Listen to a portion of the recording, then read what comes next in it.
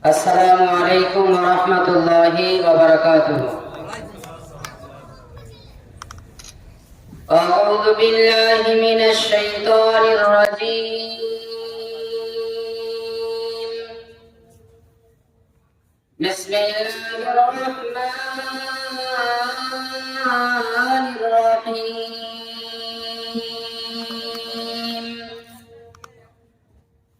الحمد لله رب العالمين الرحمن الرحيم مالك يوم الدين. إياك نعبد وإياك نستعين. اهدنا الصراط المستقيم صراط الذين أنعمت عليهم غير المغضوب عليهم ولا الضالين.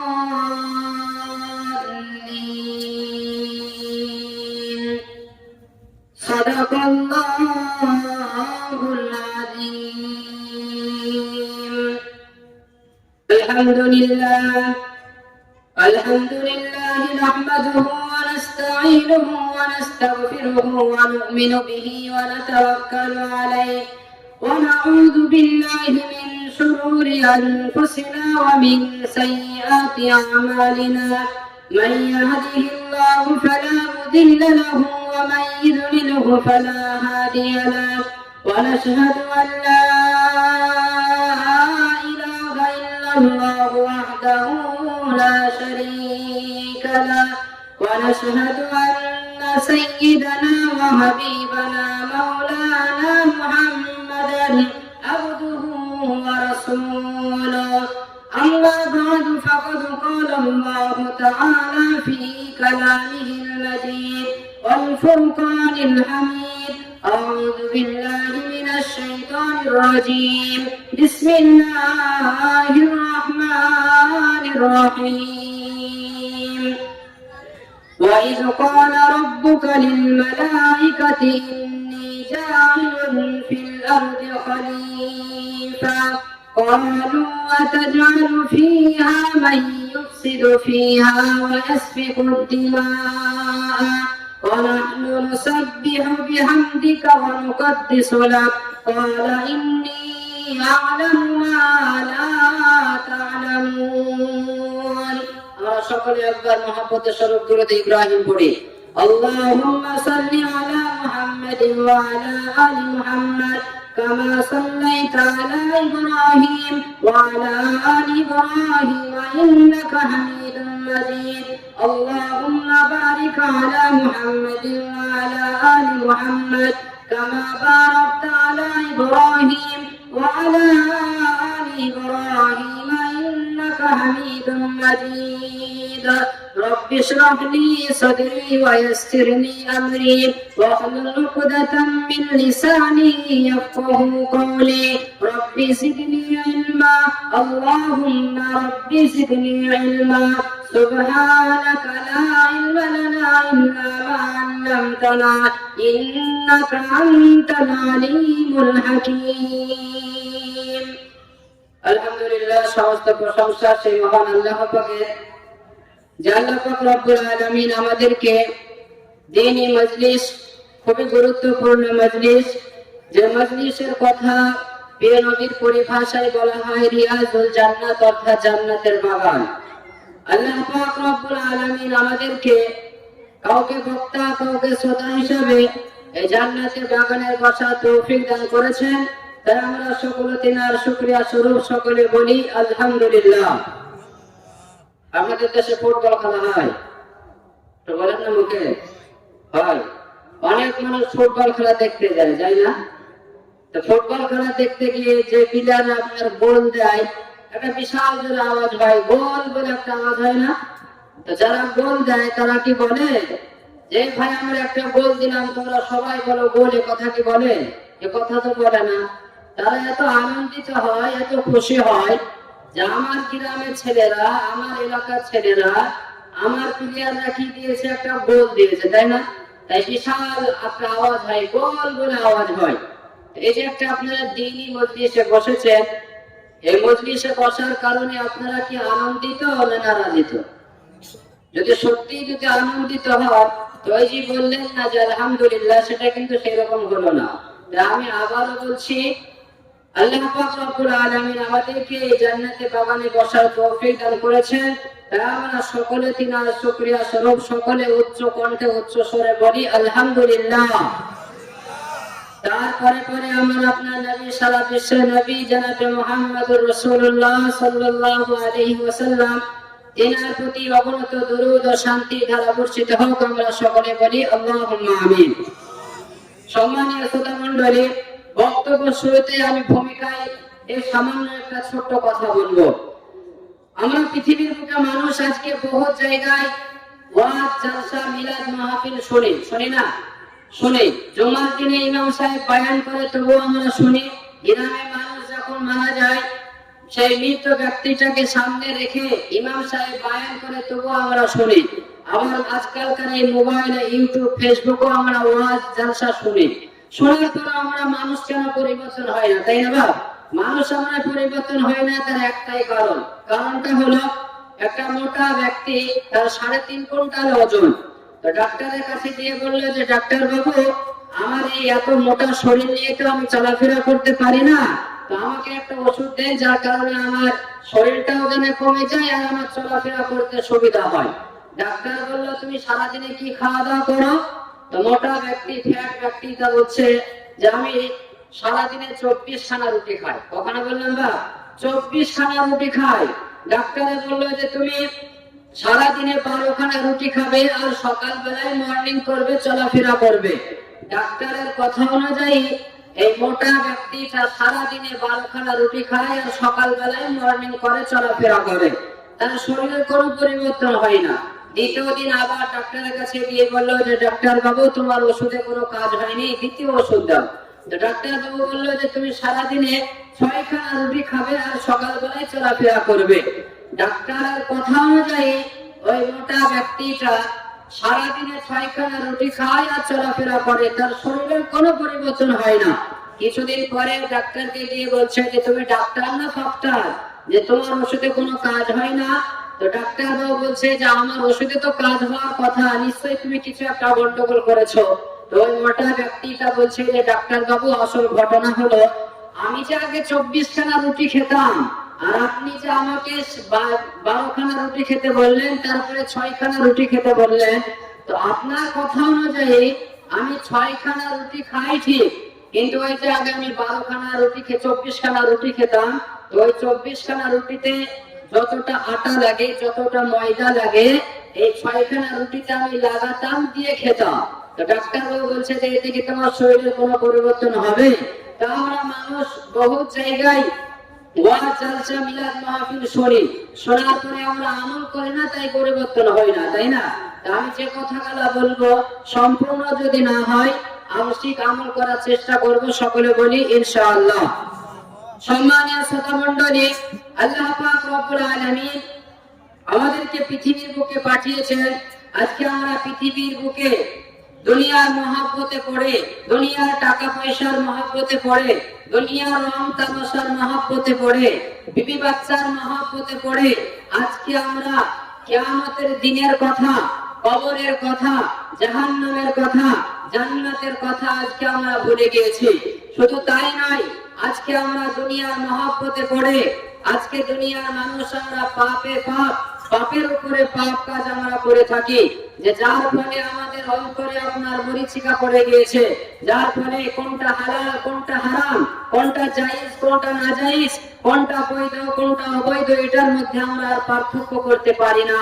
আজকে দেখুন, আজকে আপনারা এখানে জালসা করেছেন, জালসা দিয়েছেন, বহু জায়গায়, অনেক জায়গায় দেখা যায় যে কোনো রাজনৈতিক দল হোক, কোন জায়গায় যদি আপনার মিটিং করে, সেই মিটিং এ 100% এর মধ্যে 100% এর মানুষ উপস্থিত হয় না, হতে পারে না। আজকে আপনারা এই জলসা করেছেন, যে এই জলসাটা করার 1 মাস আগে থেকে আপনারা মাশওয়ারা করেছিলেন, মিটিং করেছিলেন যে কোথা থেকে কাকে কাকে বক্তা নিয়ে আসা হবে, জলসার প্যান্ডেলটা কোথা থেকে করা হবে, স্টেজটা কোথা থেকে করা হবে, জলসার বক্স গুলো, মাইক গুলো কার কাছ থেকে নেওয়া হবে, এই মশওয়ারা করেছিলেন। আজকে আপনাদের এই কোলেপাড়া গ্রামে জালসা, আজকে দেখুন যে আপনার এখানে 100% এর মধ্যে 100% মানুষ উপস্থিত হয়নি, হতে পারে না, কিন্তু আল্লাহ পাক রব্বুল আলামিন আমাকে আপনাকে নিয়ে ফেরেশতাদেরকে নিয়ে এক জায়গায় একটা মিটিং করেছিলেন। সেই মিটিং এ 100% এর মধ্যে 100% মানুষ উপস্থিত ছিল। আল্লাহ পাক রব্বুল আলামিন কোরআনের মধ্যে বলেন, وَإِذْ قَالَ رَبُّكَ لِلْمَلَائِكَةِ إِنِّي جَاعِلٌ فِي الْأَرْضِ خَلِيفَةً قَالُوا أَتَجْعَلُ فِيهَا مَن يُفْسِدُ فِيهَا وَيَسْفِكُ الدِّمَاءَ وَنَحْنُ نُسَبِّحُ بِحَمْدِكَ وَنُقَدِّسُ لَكَ قَالَ إِنِّي أَعْلَمُ مَا لَا تَعْلَمُونَ।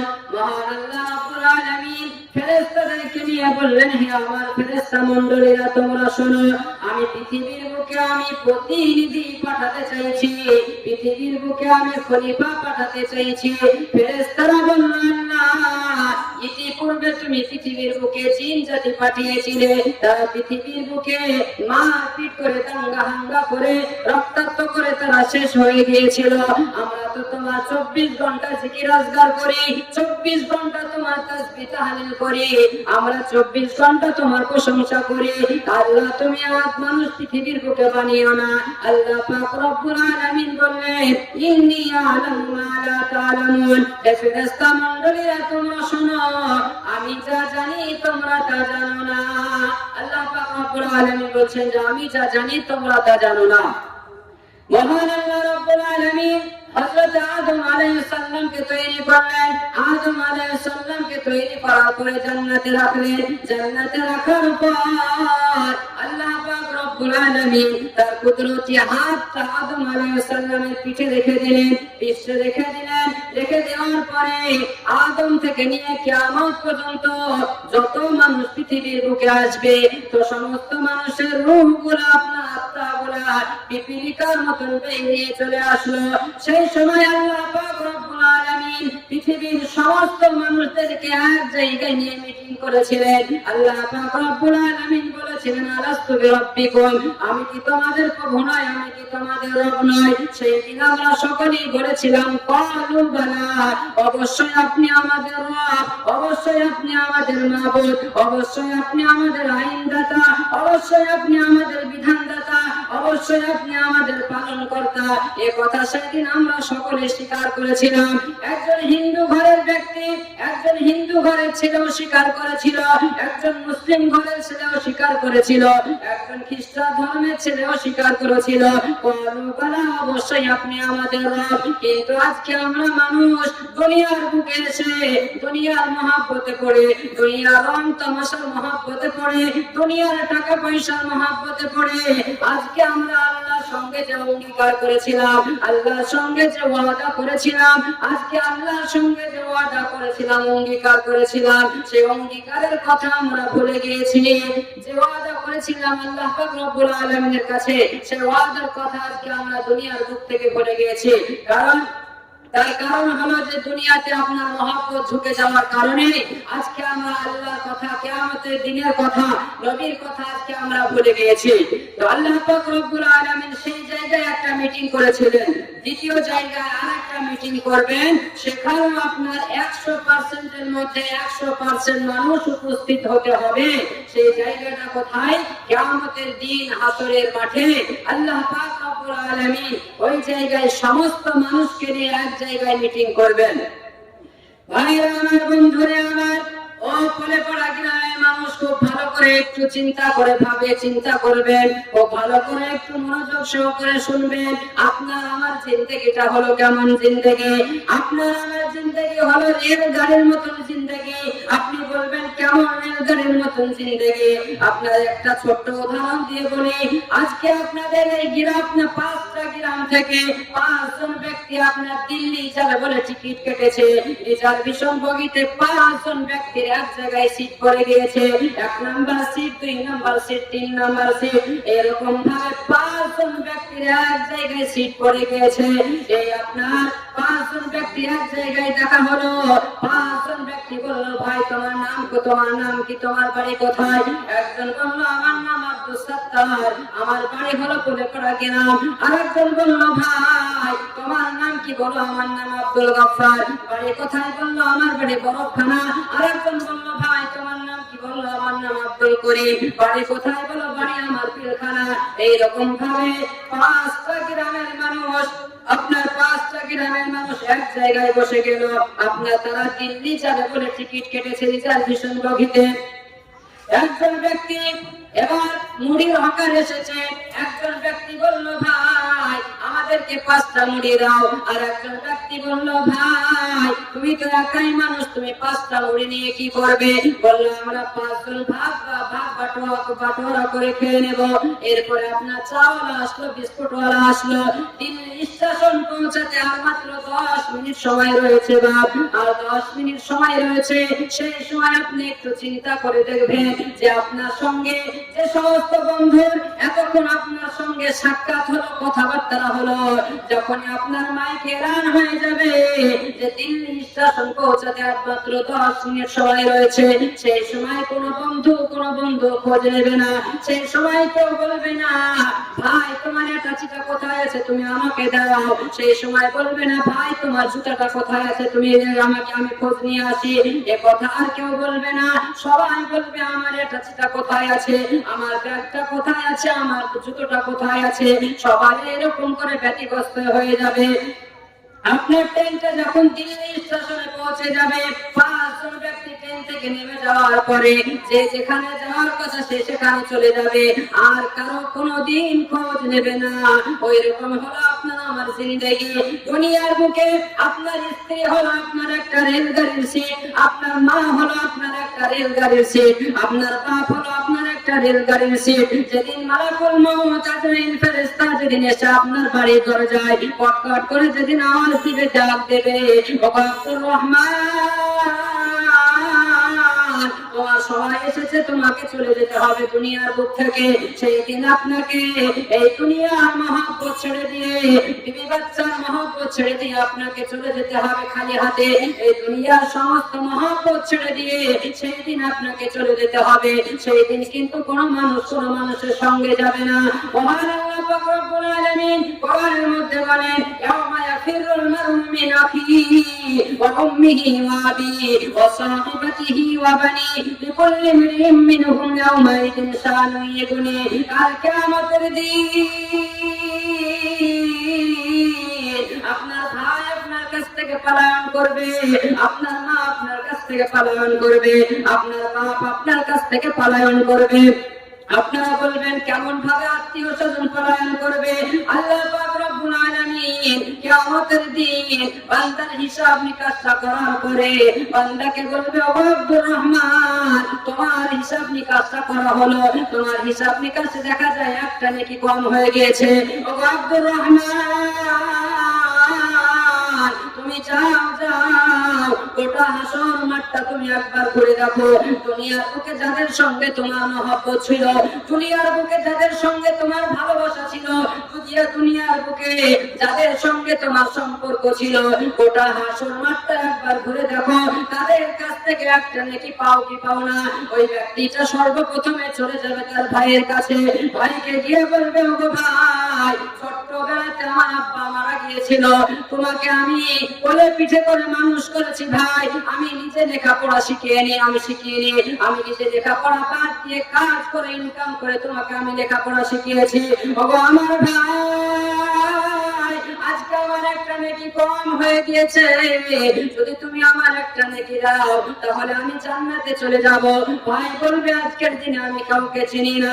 ওই ব্যক্তি মায়ের কাছে চলে যাবে, মাকে গিয়ে বলবে ও জনম দুঃখিনী মা আজকে আমি তোমার সন্তান, তুমি দুনিয়ার বুকে আমাকে 10 মাস 10 দিন গর্ভধারণ করেছিলে, অনেক কষ্ট করে মানুষ করেছিলে মা, আজকে আমার একটা নেকি কম হয়ে গিয়েছে।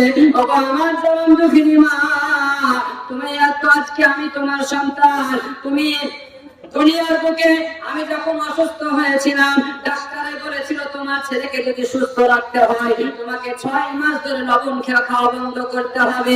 ওগো আমার জনম দুঃখিনী মা আমি সুস্থ থাকবো বলে তুমি 6 মাস ধরে লবণ খাওয়া বন্ধ করে রেখেছিলে। ও আমার মা, আজকে আমার একটা নেকি কম হয়ে গিয়েছে, তুমি যদি আমাকে একটা নেকি দাও আমি জান্নাতে চলে যাব। মা বলবে আজকের দিনে আমি কাউকে চিনি না, দুনিয়ার বুকে আমার বিয়ে হয়নি, আমার কোনো ছেলে মেয়ে নেই, আজকে আমি চিনি না। ওই ব্যক্তিটা বাপের কাছে চলে যাবে, বাপকে গিয়ে বলবে ও আব্বা তুমি আমাকে অনেক কষ্ট করে মানুষ করেছো আব্বা, ধান বিক্রি করে মানুষ করেছো, সুপারি বিক্রি করে মানুষ করেছো, আজকে আমার একটা নেকি কম হয়ে গেছে আব্বা, তুমি আমাকে একটা নেকি দাও। আব্বা বলবে আজকের দিনে আমি কাউকে চিনি না, বোন বলবে আজকের দিনে আমি কাউকে চিনি না। ওই ব্যক্তি নিজের স্ত্রীর কাছে চলে যাবে, স্ত্রীর কাছে গিয়ে বলবে ও আমার বিবি আমি যখন লালবাগে ছিলাম, আমি লালবাগ বাজারে ছিলাম, রাত্রি বেলায় তুমি আমাকে ফোন করেছিল আমার স্বামী, আমাকে আমার জন্য 1 প্লেট তুমি বিরিয়ানি নিয়ে আসবে, আমার জন্য 1 প্লেট চাউমিন নিয়ে আসবে। আমি বাড়িতে যখন ঢুকলাম আমি ওই বিরিয়ানির প্যাকেটটা চাউমিনের প্যাকেটটা আমি বাম হাতে আড়াল করে নিয়ে তোমার কাছে নিয়ে গেলাম, যাতে করে আমার ছোট ভাই ছোট বোন না দেখতে পায়। ও আমার বিবি আজকে আমার একটা নেকি কম হয়ে গেছে বিবি, তুমি আমাকে আজকে একটা নেকি দাও, একটা নেকি দাও। বিবি বলবে আজকের দিনে আমি কাউকে চিনি না, দুনিয়ার বুকে আমার বিয়ে হয়নি, তো আমি স্বামী পাবো কোথায়? আজকের দিনে আমি কাউকে চিনি না, সেই দিন কিন্তু আপনাকে আফসোস করতে হবে। কিয়ামতের দিন, সেই দিন আপনার কাছ থেকে সবাই পলায়ন করবে, আপনার কাছ থেকে সেদিন সবাই পালিয়ে যাবে। ও মুসলমান ভাইরা বাবা জীবনেরা, কিয়ামতের দিন এমন অবস্থা হবে, আজকে তো দেখছেন আপনার সূর্যটা 9,30,00,000 মাইল দূরে রয়েছে, তো আপনার কিয়ামতের দিন সূর্যটা আপনার মাথার উপরে চলে আসবে, যে সূর্যের তাপে আপনার কেউ আপনার ঘামে আপনার সাঁতার কাটতে থাকবে, কারো বুক পর্যন্ত ঘাম হবে, কারো আপনার গলা পর্যন্ত ঘাম হবে, আবার কেউ আবার সাঁতার কাটতে থাকবে। এমন অবস্থা হবে সেই দিন, মানুষের এমন অবস্থা হবে সেই দিন মানুষ শুধু একটাই কথা বলবে, পানি পানি পানি বলে চিৎকার করবে। কিয়ামতের দিনে সেই অবস্থায় মানুষ পানি পানি বলে চিৎকার করবে। তার আগে একটা কথা বলে, যে এটা তো হলো যে আপনার আমার জিন্দেগি, যে আপনার আমার জিন্দেগি হলো যে কিয়ামতের দিন আমাকে আপনাকে সবাই রেখে পালিয়ে যাবে, এটা হলো আপনার আমার জিন্দেগি। আল্লাহ নবী সাল্লাল্লাহু আলাইহি ওয়াসাল্লাম কি বলেছেন হাদিস শরীফে? ও মুসলমান ভাইরা বাবা জীবনেরা, হাদিসের বর্ণনা অনুযায়ী আল্লাহ নবী সাল্লাল্লাহু আলাইহি ওয়াসাল্লামকে একদিন মা আয়েশা সিদ্দিকা রাদিয়াল্লাহু তাআলা আনহা বলছেন, নবী গো আমি যদি আজকে তো আপনি আমাকে খুব মহব্বত করেছেন, আজকে তো আপনি আমাকে খুব ভালোবাসেন, কালকে কিয়ামতের দিন সেদিন কেউ কারো হবে না, সেই দিন কি এরকম ভালোবাসা থাকবে গো নবী? আল্লাহ নবী আয়েশাকে কেমন ভালোবাসতেন হাদিসের মধ্যে বলা হয়েছে, হযরত মা আয়েশা সিদ্দিকা রাদিয়াল্লাহু তাআলা আনহা যেই জায়গায় মুখ লাগিয়ে পানি পান করত, আল্লাহ নবী সেই জায়গায় মুখ লাগিয়ে দিয়ে পানি পান করত। সকলে বলে সুবহানাল্লাহ। আল্লাহ নবীকে হযরত মা আয়েশা সিদ্দিকা রাদিয়াল্লাহু তাআলা আনহা বলছেন, ইয়া রাসূলুল্লাহ কিয়ামতের দিন যেদিন কেউ কারো হবে না, সেই দিন কি আপনি আমাকে এরকম মহব্বত করবেন গো নবী? আল্লাহ নবী বললেন, ও আয়েশা কিয়ামতের দিন 3টে এমন জায়গা হবে, সেই 3টে জায়গায় মানুষ কেউ কাউকে চিনতে পারবে না, ওই 3টে জায়গায় মানুষ কারো কথা মনে করবে না, সবাই বলবে আমার কি হবে, আমার কি হবে। ওই 3টে জায়গায় মানুষ বলবে না আমার বাপের কি হবে, মানুষ বলবে না আমার ভাইয়ের কি হবে, মানুষ বলবে না আমার ছেলের কি হবে। আল্লাহ নবী বলছেন, কিয়ামতের দিন আমার 3টে জায়গা হবে, সেই 3টে জায়গায় কেউ কাউকে চিনতে পারবে না, বাপ চিনতে পারবে না ছেলেকে, ছেলে চিনতে পারবে না বাপকে, আমি নবী মনে হয় তোমাকে আমি চিনতে পারবো না। সেই 3টে জায়গা কি? 1 নাম্বার আল্লাহ নবী সাল্লাল্লাহু আলাইহি ওয়াসাল্লাম হাদিস শরীফের মধ্যে বলেছেন, 1 নাম্বার জায়গা হলো কিয়ামতের দিন যখন আপনার আমলনামা পেশ করা হবে।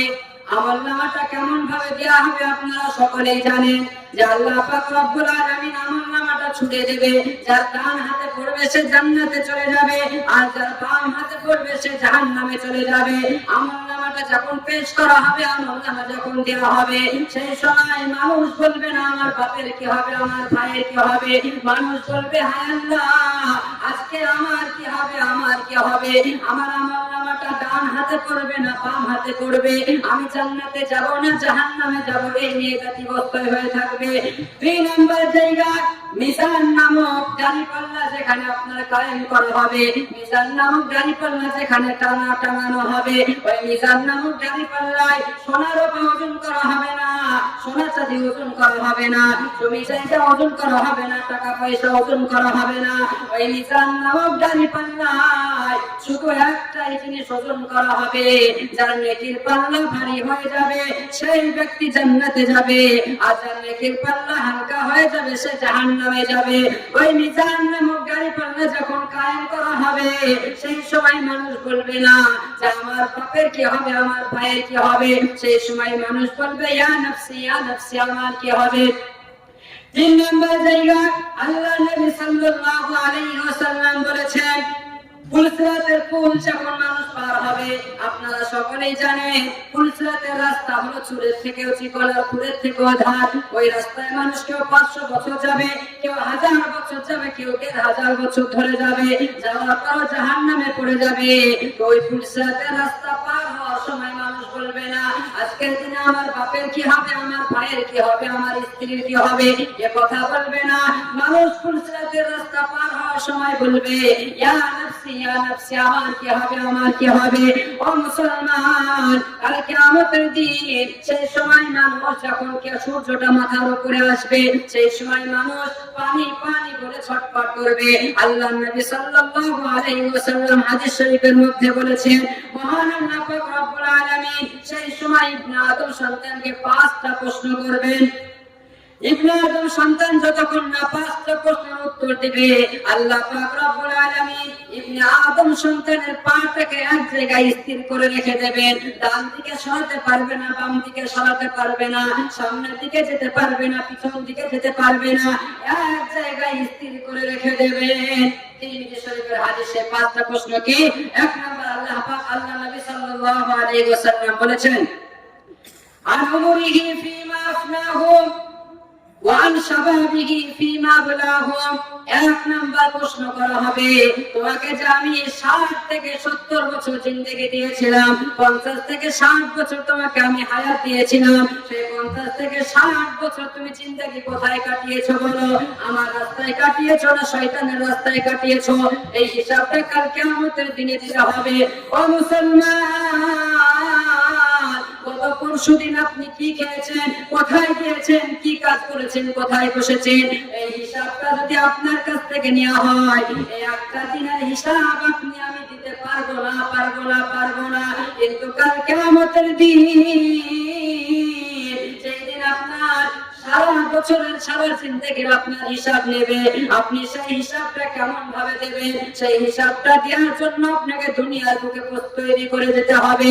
2 নাম্বার ওয়ান শাবাবিহি ফীমা আবলাহু, তোমাকে যে আমি যৌবনকাল দিয়েছিলাম, সেই যৌবনকালটা তুমি কোথায় কাটিয়েছো বলো? শয়তানের রাস্তায় কাটিয়েছো না আমার রাস্তায় কাটিয়েছো?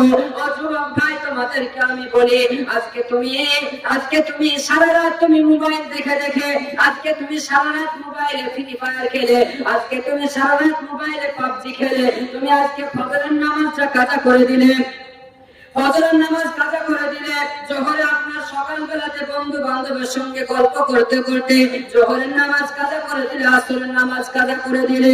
ও যুবক ভাই, তোমাকে আল্লাহ পাক রব্বুল আলামিন প্রশ্ন করবে, হে যুবক, তোমাকে যে আমি যৌবনকাল দিয়েছিলাম, সেই যৌবনকালটা তুমি কোথায় কাটিয়েছো বলো? আমার রাস্তায় কাটিয়েছো না শয়তানের রাস্তায় কাটিয়েছো? আল্লাহ সাল্লাল্লাহু আলাইহি ওয়াসাল্লাম হাদিস শরীফের মধ্যে বলেছেন, কাল কিয়ামতের দিন আল্লাহ পাক রব্বুল আলামিন আপনাকে প্রশ্ন করবেন। এর মধ্যে একটা হাদিস আল্লাহ নবী সাল্লাল্লাহু আলাইহি ওয়াসাল্লাম বলেছেন, اغتنم قبل خمس শাবাবাকা কবলা হারামিকা। আল্লাহ নবী হাদিস শরীফের মধ্যে বলেছেন যে তোমরা পাঁচটা জিনিসের কদর করো, পাঁচটা জিনিসের তোমরা কদর করো, পাঁচটা জিনিস আসার পূর্বে। তার মধ্যে এক নাম্বার শাবাবাকা কবলা হারামিকা, তোমার যৌবনকালের কদর করো বৃদ্ধ বুড়ো হয়ে যাওয়ার পূর্বে, বুড়ো হয়ে যাওয়ার আগে তোমার যৌবনকালের তুমি কদর করো। ও যুবক ভাই, আজকে তুমি আল্লাহর ইবাদতে তুমি মশগুল হও না, তুমি আল্লাহর ইবাদত ছেড়ে দিয়ে তুমি মেয়েদেরকে নিয়ে পার্কে বসে তুমি মেয়েদেরকে নিয়ে তুমি পার্কে বসে গল্প গুজব করো, তুমি মোবাইলে তুমি ফেসবুক চালিয়ে তুমি সারা রাত কাটিয়ে দাও, তুমি মোবাইলে তুমি ইউটিউব চালিয়ে তুমি সারা রাত কাটিয়ে দাও। আল্লাহ নবী সাল্লাল্লাহু আলাইহি ওয়াসাল্লাম বলেছেন কাল কিয়ামতের দিন, যেদিন আল্লাহর আরশের ছায়া ছাড়া যেদিন কোনো ছায়া থাকবে না, সেদিন আল্লাহ পাক সাত প্রকারের মানুষকে আল্লাহর আরশের তলায় ছায়া দেবেন। তার মধ্যে 3 নাম্বার ওয়াসাবুন নাসাফি ইবাদাতি রাব্বিহি, এমন যুবক যার যৌবনকালটা আল্লাহর ইবাদতে মশগুল ছিল, যুবক অবস্থায় আল্লাহর ইবাদতে মশগুল ছিল। তাই আমি একবারে পড়া যুবক ভাইদেরকে বলতে চাই, আমিও তো তোমার মতন যুবক সন্তান, আমার মন চাই মোবাইলে ফ্রি ফায়ার খেলতে, আমার মন চাই মোবাইলে পাবজি খেলতে, আমার মন চাই ইউটিউব চালাতে, আমার মন চাই ফেসবুক চালাতে, আমার মন চাই তোমাদের মতো মেয়েদেরকে নিয়ে পার্কে বসে গল্প করতে, কিন্তু কেন করি না ভাই? আল্লাহ পাক রব্বুল আলামিন কোরআনের মধ্যে বলেছেন ইন্নাল আবরারা লাফি নাঈম ওয়া ইন্নাল ফুজ্জারা লাফি জাহিম। যারা নেক যারা নেক কাজ করবে, যারা ঈমানদার হবে, তাদের জন্য কবরখানা হয়ে যাবে জান্নাতের বাগান, আর যারা গুনাহগার ব্যক্তি হবে তাদের জন্য কবরখানা হয়ে যাবে জাহান্নামের গর্ত। তাই আমি যুবক ভাইদেরকে বলবো তোমরা ফিরে এসো, তওবা করো। আল্লাহ নবী সাল্লাল্লাহু আলাইহি ওয়াসাল্লাম হাদিস শরীফের মধ্যে বলেছেন কাল কিয়ামতের দিন আল্লাহ পাক রব্বুল আলামিন তোমাকে প্রশ্ন করবে, তোমাকে যে যৌবনকাল দিয়েছিলাম সেই যৌবনকালটা তুমি কোথায় কাটিয়েছো বলো। কাল কিয়ামতের দিন আল্লাহ পাক রব্বুল আলামিন প্রশ্ন করবেন, আপনাকে আমাকে প্রশ্নের উত্তর দিতে হবে। 3 নাম্বার আল্লাহ নবী সাল্লাল্লাহু আলাইহি ওয়াসাল্লাম হাদিস শরীফের মধ্যে বলেছেন ওয়া আম্মালিহি মিন আইনা ইকতাসাবাহু, তুমি যে টাকা ইনকাম করেছো, পয়সা উপার্জন করেছো, সেই টাকাটা তুমি কেমন ভাবে উপার্জন করেছো তুমি বলো। হালাল পন্থায় উপার্জন করেছো না হারাম পন্থায় উপার্জন করেছো? বৈধ পন্থায় উপার্জন করেছো না অবৈধ পন্থায় উপার্জন করেছো? আল্লাহর নবী হাদিস শরীফের মধ্যে বলেছেন ইয়াতি আলান নাসি জামানুন, এমন একটা জামানা আসবে মানুষ হালালকে হারাম, আপনার হালালকে হালাল মনে করবে না। এমন একটা জামানা আসবে মানুষ হারাম জিনিসকে হালাল ভেবে খাবে। এমন একটা জামানা আসবে মানুষ আপনার হারাম জিনিসকে হালাল পন্থা বলে খাওয়া দাওয়া করবে। চলে এসেছে আজকে সেই জামানা।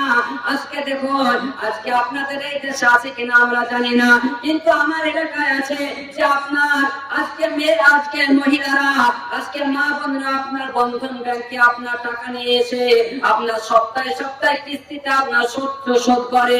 ও মা বোন, তোমার কিসের এত টাকার অভাব পড়ে গেল? তুমি বন্ধন ব্যাংক থেকে তুমি লোন নিয়ে এসে আজকে তুমি সপ্তাহে ব্যাংকের ম্যানেজারের সামনে বেপরদা হয়ে একদম অপরিচিত ব্যক্তির সামনে তুমি বসে বসে গল্প গুজব করো, আড্ডা দাও। এটা কেমন করে জায়েজ হতে পারে? এটা হলো সুদী কারবার। এই সুদী কারবার আমাদেরকে ছাড়তে হবে। আজকে বর্তমান চলে এসেছে সেই জামানা। আজকে দেখুন, বর্তমান আমাদের পুলিশ ভাইয়েরা রাস্তায় দাঁড়িয়ে তারা ঘুষ খায়, বলে যে এটা আমরা ঘুষ খাই না, এটা হলো আমাদের আউট ইনকাম, মনে করে এটাই হলো হালাল পন্থা। আজকে আমাদের মুসলমানের ছেলে আজকে আপনার ভিডিও হল তৈরি করেছে, সিনেমা হল তৈরি করেছে, সিনেমা হলের নাম দিয়েছে রহমান ভিডিও হল, মনে করছে যে এটাই আপনার হালাল পন্থা, এটাই আপনার হালাল পন্থা, এইভাবে খাওয়া দাওয়া করছে। চলে এসেছে বর্তমান সেই জামানা। আল্লাহ নবী সাল্লাল্লাহু আলাইহি ওয়াসাল্লাম বলেছেন এমন একটা জামানা আসবে সেই সময় মানুষ হারাম জিনিসকে হালাল ভাবে খাবে। আল্লাহ নবী সাল্লাল্লাহু আলাইহি ওয়াসাল্লাম হাদিস শরীফের মধ্যে বলেছেন কাল কিয়ামতের দিনে তোমাকে প্রশ্ন করা হবে যে তুমি যে টাকা উপার্জন করেছো সেই টাকা তুমি কেমন ভাবে উপার্জন করেছিল, হালাল পন্থায় না হারাম পন্থায়? কাল কিয়ামতের দিনে আল্লাহ পাক রব্বুল আলামিন প্রশ্ন করবে। 4 নাম্বার ওয়াফিমা আনফাকাহু, তুমি যে টাকা উপার্জন করেছিলে সেই টাকাটা তুমি কোন রাস্তায় খরচ করেছিলে? আমার রাস্তায় খরচ করেছিলে না শয়তানের রাস্তায় খরচ করেছিলে? ও মুসলমান, মসজিদের ইমাম সাহেবের জন্য টাকা নির্ধারিত করা হয়েছে, 100 টাকা করে চাঁদা দিতে হবে। আজকে তোমার বাড়িতে গেলে 100 টাকা চাঁদা যদি চাইতে যাওয়া হয়, তোমার বাবা তুমি বলো যে আজকে নাই কাল, কাল নাই পরশু, বারবার চাইতে গেলে তোমার কপালখানা জড়ো হয়ে যায়। আজকে তোমার ছেলে টিউশন, তোমার ছেলের মাইনে, আপনার 1 মাসের টিউশনের মাইনে বাকি আছে, পকেট থেকে তুমি 500 টাকা দিয়ে দাও, কোনো অসুবিধা হয় না। তোমার যদি তোমার কাছে অন্তরাজ বিচিত্রা করার জন্য, কোনো আপনার নাচ গান করার জন্য তোমার কাছে যদি পয়সা চাইতে আসে, তুমি পকেট থেকে তুমি 500 টাকা 1000 টাকা তুমি বের করে দিয়ে দাও, তোমার দ্বিধাবোধ হয় না। কিন্তু মসজিদের জন্য, মাদ্রাসার জন্য যদি আলেম ওলামা যদি চেক নিয়ে যায়, তুমি পকেটে হাত ভরে দেখো যে 5 টাকা নাই 10 টাকা পাই।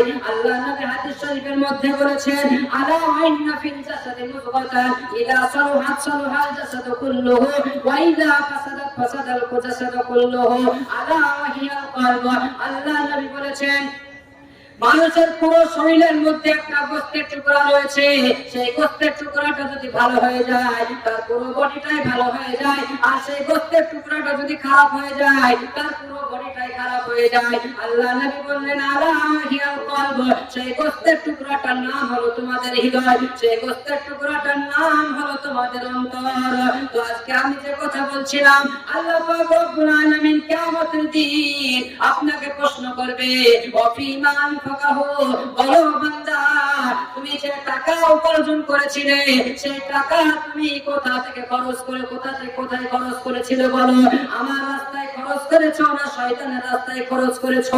আল্লাহ পাক রব্বুল আলামিন কাল কিয়ামতের দিন 5 নাম্বার যে প্রশ্ন করবে, সেই প্রশ্নটা হলো খুবই মারাত্মক প্রশ্ন। বাপ, এই প্রশ্নে আপনার আমাদের সকলকে ফেঁসে যেতে হবে। কে বক্তাকে মাওলানাকে মুফতিকে মহাকে ছোট দেখা দেখি নাই, কাল কিয়ামতের দিনে 5 নাম্বার যে প্রশ্ন করা হবে, সেই প্রশ্নটাই আপনার সকলে ফেঁসে যাবে। আল্লাহ পাক রব্বুল আলামিন বলবে, বান্দা বলো তুমি দুনিয়ার বুকে যা কিছু জ্ঞান অর্জন করেছিলে, যা কিছু জেনেছিলে, তার প্রতি তুমি কতটা আমল করেছিলে বলো? এখানে আমাদের সকলকে ফেঁসে যেতে হবে।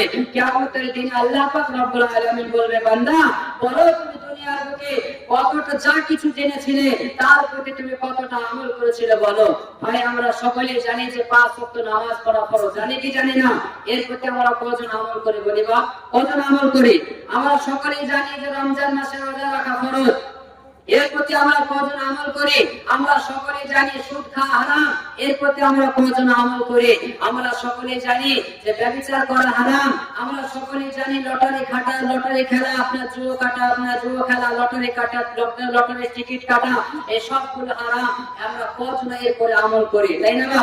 কাল কিয়ামতের দিনে আমাকে আপনাকে জিজ্ঞাসা করবে, আমাকে আপনাকে কিয়ামতের দিন ফেঁসে যেতে হবে।